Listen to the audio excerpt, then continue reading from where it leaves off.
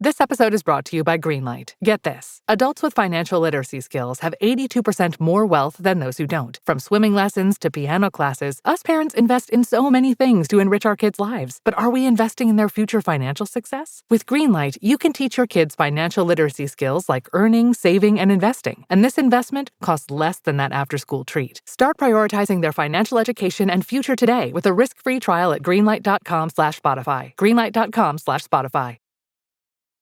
This episode brought to you by MGM Plus. From executive producer Stephen King and an executive producer of Frog comes The Institute, a chilling new original series from MGM Plus. Kidnapped and trapped in a sinister facility, gifted teen Luke Ellis must join other children to fight for their survival. Starring Emmy Award winner Mary Louise Parker, Ben Barnes, and introducing Joe Freeman. The Institute. Watch now on MGM Plus. New episodes streaming Sundays.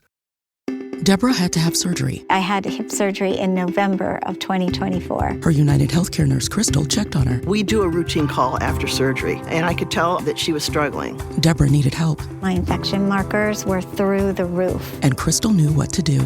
I called the hospital and said she's coming in. And got Deborah the help she needed. Crystal and United Healthcare saved my life. Hear more stories like Deborah's at uhc.com. Benefits, features, and/or devices vary by plan area. Limitation and exclusions apply.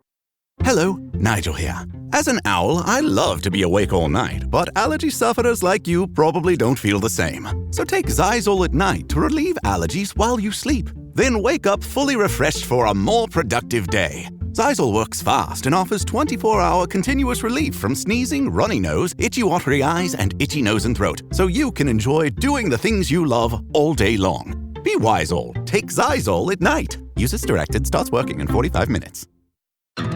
Your earbud fell in a coffee cup. You need a taco pick-me-up. When modern life gets rough, grab the timeless taste you love. Paso, the old El Paso. This podcast is part of the Robots Radio Rocket Club, a program designed to help all podcasts reach their full potential. For information about joining the Robots Radio Rocket Club, check out robotsradio.net.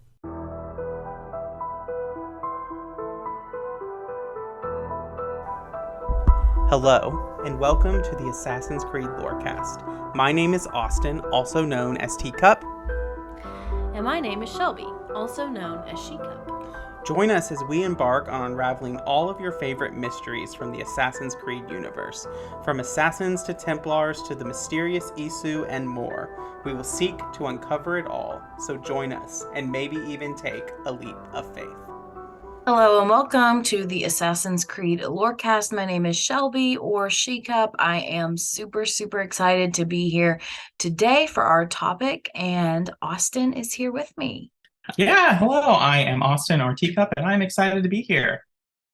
So I know we have a character deep dive today. So why don't you tell me why you picked this character for us to talk about pretty in depth? Well, I picked this character because this character rounds out a group that we have talked about already. We've talked about the other two members of this group in detail. And so this kind of rounds that out for them. I'm also excited to talk about this character because I picked a character that you have interacted with before. Yeah. And I know we've done Aya, but I'm excited. I've interacted with a lot of characters. I'm in Assassin's Creed 3. Right, I know. I'm just saying that when we had done the previous deep dives, like when we had done Shaun or Lucy, you hadn't really interacted with them because you were still behind in the playthrough, was all. Well, not when we did Lucy. I had already seen everything with her. Oh. Then I'm just confused on my timeline. I'm sorry. Oh, well, I'm excited because you have done almost all of her content when we're going to talk about it as a she, and this should give you a hint since we mentioned both Shaun and Lucy. We are, in fact, talking about the tech whiz herself, Rebecca Crane. Awesome. Well, let's just dive right in.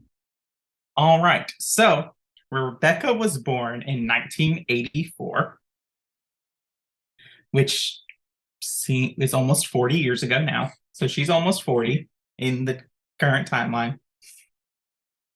She is descendant from Prussian mercenaries, and we learned this in a conversation she has with Desmond, where Desmond basically asked her, have you ever used the Animus yourself?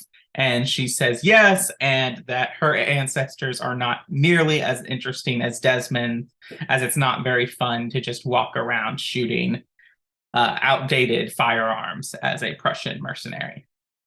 So Rebecca, like Shaun, was recruited into the Assassins rather than being born into them like Desmond and Lucy were. Before joining the Assassins, Rebecca had a vested interest in sports, particularly extreme sports like extreme snowboarding and skydiving. I did not know that, mostly because I am going to be honest. I don't tend to talk to the modern day companions as much as I do the historical timeline. So the reason that she is a tech whiz and not a sports person is because she would suffer an injury to a broken leg. And during her recovery, she would then find her love of hacking and computers. And it's during this time that she is discovered by the Assassins and recruited. So sometime after her recruitment, Rebecca comes across this historian who very stupidly is just publishing all this work about this company called Abstergo and all of the nefarious things that they do. And so she tries to basically warn him and say, you don't know what you're doing. You are messing with the wrong people. You need to stop. Well, that historian was in fact Shaun Hastings. And Shaun would later remark after he was recruited into the Assassins that had Rebecca not interfered as she did, he would likely be dead. Yeah, this totally tracks though for me. Almost every time you do go to the modern storyline and whenever you leave the Animus, Shaun is always has some snarky comment to say about Abstergo, about how they're, so sneaky and shady and all that kind of stuff. He always has some kind of comment that he just has to get out there. He can't hold his tongue for 30 seconds. Right. So this is a fact I actually didn't know. I guess I hadn't explored that much before researching. Rebecca was part of the team that supported Clay Kazmarek in his infiltration in Abstergo. In fact, in a trailer for the Lost Archives DLC, which is Clay's story in Assassin's Creed Revelation, in the trailer we hear Rebecca's voice telling Vidic that he's leaving Clay and the Animus too long. And so she was there and part of that infiltration. And it's in this time that Rebecca would become friends with Lucy Stillman, though they would not, after 2005, they would not see each other until 2012 when Desmond is broken out of Abstergo. So yeah. So that's kind of like her early life, before we meet her in Assassin's Creed 2. So do you have any thoughts about that? Or are you ready to just chug on through? I do think that the extreme sports, whether it's snowboarding, skydiving, etc., I definitely see that in her personality. She's very much, as she's presented to us, she's very much a take no crap kind of person who very much wants to do live life to its fullest potential. So I definitely see that. I feel like that tracks. Yeah, definitely. I mean, it's nice because she's not just the nerdy girl who sits behind the computer and can't do anything for herself. Right. It's nice they're breaking that kind of trope. So this is more history that we're probably mostly all familiar with, at least if you have played the Ezio trilogy. So in AC2, Rebecca would run point for the Animus for Desmond, providing technical support. She calls the Animus 2.0 her baby. She is the one who designed it and implemented it and made it, quote unquote, 1,000,000 times better than the Abstergo machine. It is Rebecca who uncovers the encryption of 16's glyphs in the Animus. So you do it as Desmond in the Animus, but it is her algorithm and her programming that runs the encryption so that you can, point and click to the pictures to decrypt them. Oh, that's pretty cool. And then, so Rebecca will remark to Desmond, when you talk to her, she'll tell him things about the Assassin's Brotherhood and the Order, very much contrasting what you hear from Shaun, where Shaun says, like, we're not the good guys. Don't think we're the good guys. Rebecca is kind of the opposite, where she's like, no, we're the good guys. Abstergo is the bad guys. We're the good guys. We're doing good in the world. And she also remarks that Desmond is a natural at working with the Animus. So I have a clarifying question. Uh-huh. Is Rebecca, you said she was recruited into the Assassins rather than being born into them. Is she recruited into the assassin cell that's led by William Miles or another one? Yes. The one led by William Miles. So that's Assassin's Creed 2, which we know she oversees Desmond's training with the Animus and all of that. We get to Brotherhood and we get a little more kind of background about Rebecca. So she doesn't really change her role very much in Brotherhood. She's still running encryption. She's also making sure that Abstergo can't find them. So she's hiding their digital footprint, making sure that they're not being seen by satellites or any other type of surveillance equipment by Abstergo. And that's really it. And you can comment and you can talk to her. But the most interesting thing in Brotherhood is things you can learn from her emails, which tell you more about the group themselves. And these are kind of funny. So she would send the following emails. The first one she would send is that someone stole her MP3 player, which there's only 3 other people with her. So this would be very hard to hide. But also it makes me laugh because Assassin's Creed 2 came out in like 2010 or 2009. And so Brotherhood wasn't far after that. It just makes me laugh that like in 2012, this idea that you're still using an MP3 player versus like in actual 2012, I don't think many of us were using MP3 players. Speak for yourself. I still had my iPod at that time, but they probably like legally have to say MP3 player because they didn't get the rights to say iPod. Probably. That would be my thought. I'm also curious. Let's take bets. Who do you think stole the MP3 player? My first gut reaction is Shaun, but I think it was actually Desmond. I think it was Shaun, but he pretended that Desmond did it and tried to blame it on him. I could see either way, but it was one of them. Lucy wouldn't have done it. Yeah. So she also ratted out Shaun for stealing Lucy's yogurt and emails. So here's some more proof. This supports my theory. Shaun is a thief. He's already stealing yogurt, so why not the MP3 player too? She also sends an email to Lucy telling that Desmond has been shouting in his sleep. So that one's a little more serious. Mm-hmm. And of course, Rebecca is present for Lucy's betrayal and death. So in relation, again, her role does not change very much, but she does maintain the Animus and she watches over Desmond as she is meant to recover.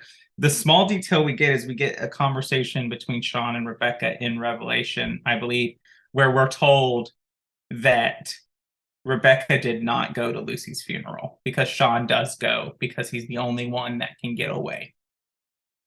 Right, like she can't just let the encryption drop. She can't just let Desmond stay in the Animus by himself kind of thing. Right.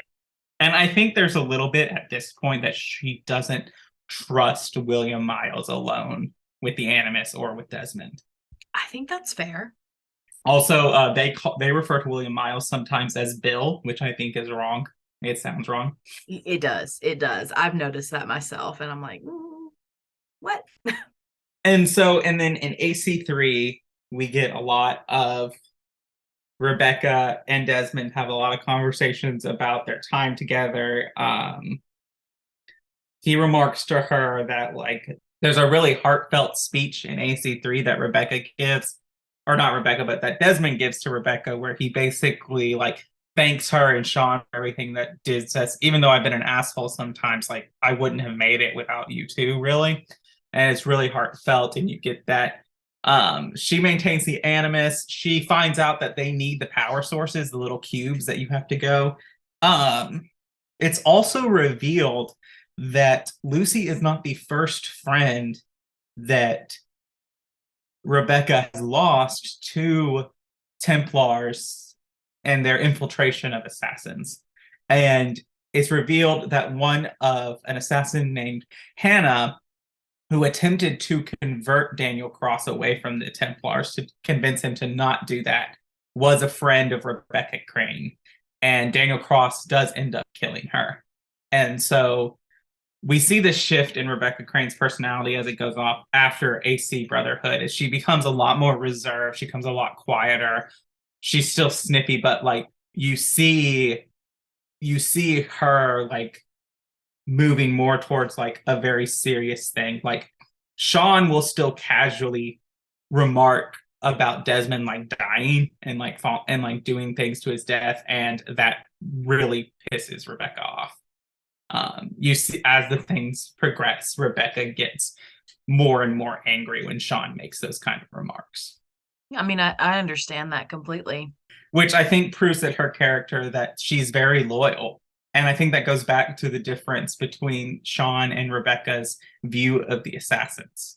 And there's a audio log between Shaun and Desmond from AC Valhalla that Shaun gives to Layla, that is basically like Desmond saying, I wish I could have picked the assassins. And I think that's very much true for Rebecca. And so AC3 happens, Desmond releases Juno, he dies, and that's it. And so I think this would be a good time for a break. All right, well, let's go into the break. It's back to school season, and Clorox is donating 2 million disinfecting wipes to classrooms across America. Because back to school means things can get a little bit messy. Just ask second grade teacher Mr. Torres. Put me and just one Clorox wipe on a team? We can take on crayon smudges, sticky fingerprints on every surface, sneezes on the door handle, juice box explosion by the sink, snack crumbs, and don't even get me started on the bathroom passes. Clorox disinfecting wipes, teacher's #1 wipe. Think about it. Bathroom passes. Clean feels good. Based on unit sales data. Another switchback. Wait, this isn't the top. Where's the summit? Why am I doing this? At REI Co-op, we believe there are places within ourselves. Almost there. You got this. That we find only outside. Wow. This is worth it. We have the gear, inspiration, and advice to help you get there. REI Co-op. Visit rei.com. Leading a business today means constantly adapting. On the Executive Insights podcast, brought to you by AWS, global leaders share how they're making tough calls, testing bold ideas, and putting innovation into practice, generative AI included. If you're looking for real stories behind what's working, this is it. Subscribe to the Executive Insights podcast today, available now on all major podcast platforms.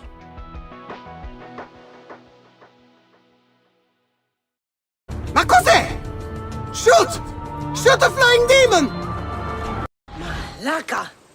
Malaka! Malaka! Even now, faced as I am with the truth of your cold words, I refuse, because I believe things can still change. I may never succeed. The assassins may struggle another 1,000 years in vain, but we will not stop. So welcome to the break. This is where we talk about all the things that have to do with the podcast and not necessarily the lore. So the first thing I have to do is tell you to join our Patreon. If you join our Patreon at the $20 tier or higher, you can even come on the show with us. And so there's a lot of really awesome benefits on the Patreon. If you haven't taken a minute to check it out, definitely go do so if you have the chance. And then another thing that I have to tell you about, another great way to support us if you can't support us financially, is to give us a great review. So I do have a good review to read today, and this one is from The Last Alder. And they say a toast to the cups, 5 stars. I cannot say enough positive things about this podcast. They are not only well informed on the game and its lore, but they're also very well educated on real life history. As someone who's both a history nerd and an Assassin's Creed nerd, they cover the two hand in hand very well. However, as someone who only started playing a few years ago with the RPG trilogy, there is plenty of information that I lack about how we got to where we are in the present day games and how they intertwine. The cups are an amazing and entertaining way to get caught up with the lore of the world. I've listened through twice already and can't wait for the weekly episode drop. If you love history, Assassin's Creed, and nerdy banter, I cannot recommend the cups enough. Austin is an amazing lore master, and having Shelby play through with fresh eyes really helps represent many of us who may not be OG fans, but still have plenty of love for the series. Thank you so much for this awesome review. Yes, thank you. Thank you so much. And then the last thing that I have to tell you all about is our Discord server. We have a Discord server, and it is awesome. It's one of my favorite places to hang out. It's the Cups Podcasting and More server, and we have a link to that in the episode description in the show notes. But something we're doing in the server and on our Twitter account for the Dragon Age Lorecast is that we're doing a giveaway. So if you also love Dragon Age, definitely hop into the server, follow us on Twitter. We're doing a giveaway of some merch on Sunday, December 4th for Dragon Age Day. So if you also love BioWare, definitely check out our giveaway and you can win some merch. So, Austin, I think that's everything I have for the mid-break except for my playthrough. So, are we ready to chat about that? We are. So I'm still in Assassin's Creed 3. I have made some progress. I now have a special hatred of Paul Revere shouting at me. To the left, Connor. There's that is supremely irritating. Okay. But so I have to ask. Yeah. Which one is worse? To the left, Connor, or shoot the flying demon? I think to the left, Connor is worse because it's not funny. And like half the time I was already going to the left and I was already going to the place he told me to go. And then he's like, oh, let's change course to the left, Connor. And I'm like, this is the way that you told me to go. Why are you making me turn around? So I think Shoot the Flying Demon is funnier because it's just iconic. So I think that's where I fall. All right. I respect that. Well, what do you think? I don't know. They're both kind of burned into my brain. That's real. I get frustrated because he is so squishy. If you get into like one combat encounter, he's like in the red bar. And I know that's a mechanic to like encourage you to not get into combat. But realistically, like if he could not handle the British in a way, why is he the one being sent out to ride out? That's fair. That's very fair. I think that's a good point. I just found his voice irritating. It is. And you did make a comment like the American accent as we know it now would not be around. Right. You would have a like proto-Southern accent and the British accent would be around. Yeah, like the American accent didn't exist yet, really. So it's like this book I'm reading. It's set in the like 1901, 1902, that era. And someone told somebody else to shut up. And I was like, I don't think that phrase was around yet. So it's just that kind of stuff, which is not a big deal in terms of historical accuracy, but it is something that we notice. Right. Yes. All right. All right. Well, are we ready to get back to it? Yes, we are. All right. And I know I was really nice to you, but actually I'm just another Templar plot twist. And yes, I would like very much for you to be controlled by a magic space wizard so that you can murder me. Requiescat in pace. I am not a father anymore. I am not a husband.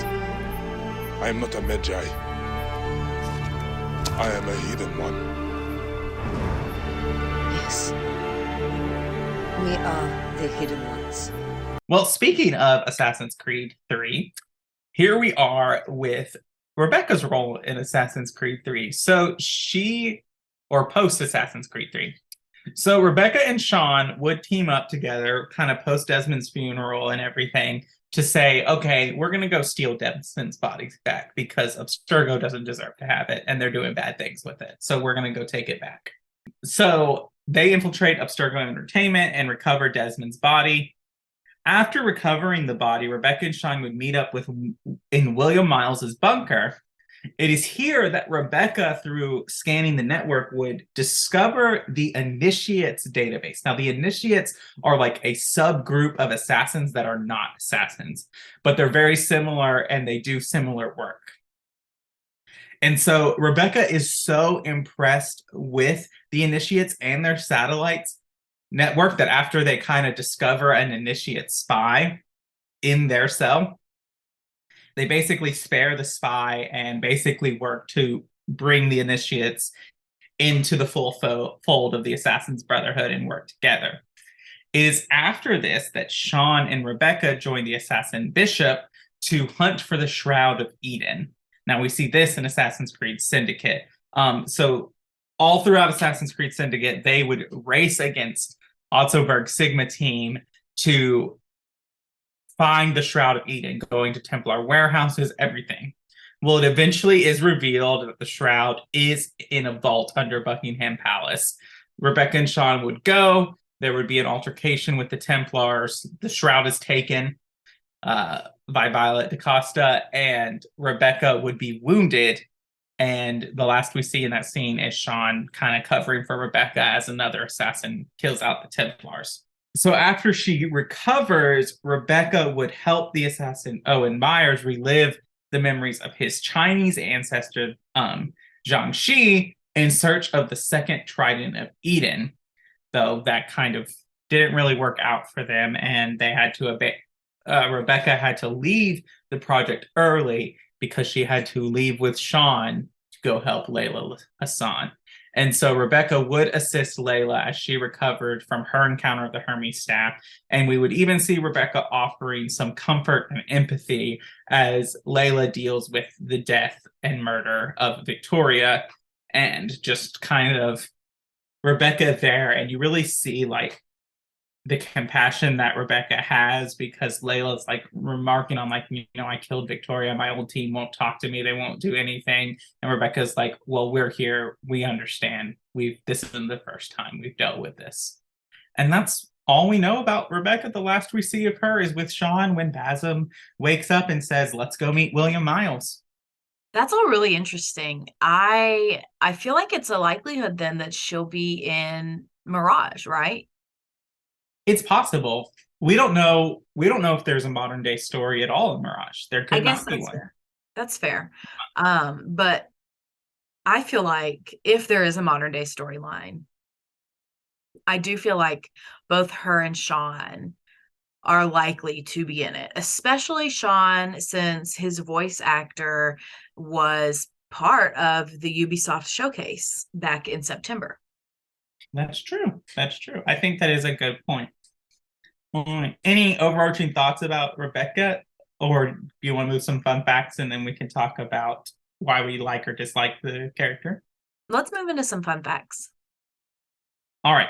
So one fun fact, Rebecca Crane is a vegetarian, which Shaun comments makes it difficult to find food on missions. I feel like Shaun just likes to complain. Yes. So this is a little linguistics lesson. Rebecca comes from the Hebrew Rebecca, meaning snare, noose, or tied up, which does not fit her personality at all. No, it doesn't. Rebecca's password is Snowmass84, obviously referring to her background in snowboarding sports, and 84 being the year that she was born. And then this one's kind of cute. In one email, Rebecca talks about missing her dog. So what happens to the dog? I need to know the whereabouts of the dog. We don't know. I need to know. Well, tell Ubisoft. Ubisoft, I need to know. And then lastly, it is revealed that Shaun and Rebecca do end up getting married, which, the fandom shipped them forever. So, this one fan did not ship them. That is me. It's not that I don't ship them. It's not that I dislike them as a couple. I just feel like I don't know. I just don't feel like Rebecca's interested in men. I mean, that's fair. Oh, this was another fun fact that I didn't write in the show notes, but I do remember. So in Rebecca's original design for one of the games, she was supposed to have short hair, but this was later retconned and she was put in with her normal long hair look. So if that feeds your theory at all, I don't know. Not that short hair determines your sexuality at all. I mean, that's true. She doesn't really have that long of hair, though. No. In AC Valhalla, she's got a lot longer hair. Ah, okay. Yeah, I just don't feel like, I don't know. You did say something really funny when you first saw Shaun and Rebecca, and I told you that they were a couple. What did I say? I don't remember. You said, "Sir, that is a bisexual and a lesbian." Yeah, I remember saying that. I stand by that statement. All right. Who knows? Maybe they're both bisexual. We don't know. Yeah, that's always possible. I just stand by my statement. I don't feel like Rebecca is interested in men sexually. She could also just be asexual and looking for a romantic. That's fair. That's very fair. You have made statements. Yes, thank you. So why do you like or dislike this character? Do you want to go first or do you want me to go first? Well, I asked the question, so you can go first. All right. Well, I do like Rebecca. I do like Rebecca a lot. She, like you said, is a person who kind of breaks the stereotype of the nerdy girl. She's not just smart in one thing. She is a pretty well-rounded person. You might not see all of that if you only, power through the modern day missions, but you can dig pretty deep into her character. And so I do appreciate that. I do wish we got a little bit more, and I think this applies to all three of the trio, Lucy and Shaun as well. I wish we got more about their life before they came to the Assassins. We don't really have much, we get like a sentence or two. So I wish we had more information about that.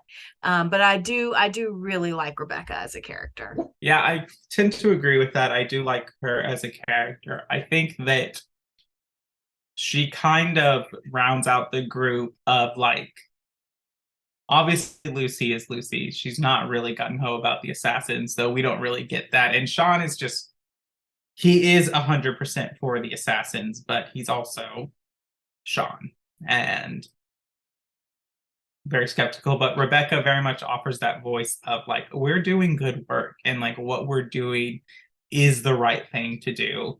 And I know that, and I'm convicted of that. And I think the team really needs that. Yeah, I very much agree with that statement. And so that's why I like her. I do think that she does deserve a little more character development. And you can get a lot by, reading more emails or other things around that. But she deserves some screen time. Well, any last thoughts? Not really. All right. Well, then I think we can wrap this up. All right. Well, thank you so much for listening to the Assassin's Creed Lorecast. We'll see you next week. Thanks for listening to the Assassin's Creed Lorecast. You can find us on Twitter at Assassin's Creed Lorecast, or you could talk to us on Discord in the Robots Radio Discord or our personal Discord server, both links found in this episode's descriptions. Thank you for listening, and always stay to the shadows to serve the light, Assassins.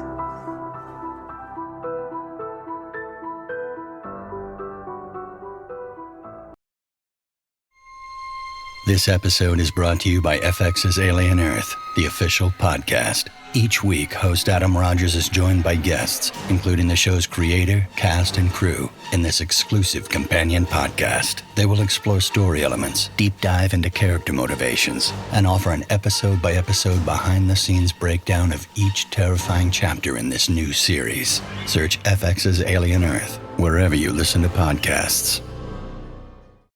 Want to live better? We got a lot of work to do. Join Chris Hemsworth in National Geographic's new Disney Plus original series, Limitless. Live better now. I'm diving headfirst into cutting-edge science to uncover 3 powerful secrets to living better right now. The growth that occurs through any challenging experience is really what we seek. Chris Hemsworth stars in Limitless. Live better now. Now streaming on Disney Plus and Hulu. It's showtime.